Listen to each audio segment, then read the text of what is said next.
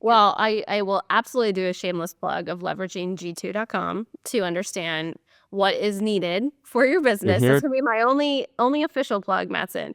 But that is, that is why we're here, is to educate buyers to make sure that you're making the right decision. And I think it's hard because in general we can get really excited, especially on sales, like, ooh, get really bought in if we're sold the right way, if it feels like it makes sense.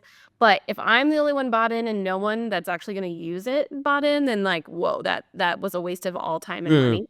So I think it's trying to have there be a owner within an organization that does oversee all tech, that can have a non-biased view on the impact of the tech and what is needed, and having, subcommittees when you're making the decisions all the way down to the end user so that it it isn't a waste of time. That does 2 things. Of course, 1, it's making sure that this would fit into the day-to-day, but 2, it's also giving some, more experience and more, like, up leveling and skilling to those end users that, like, get a little bit of an inside view into the buying process. They get more of a voice into how we're making decisions.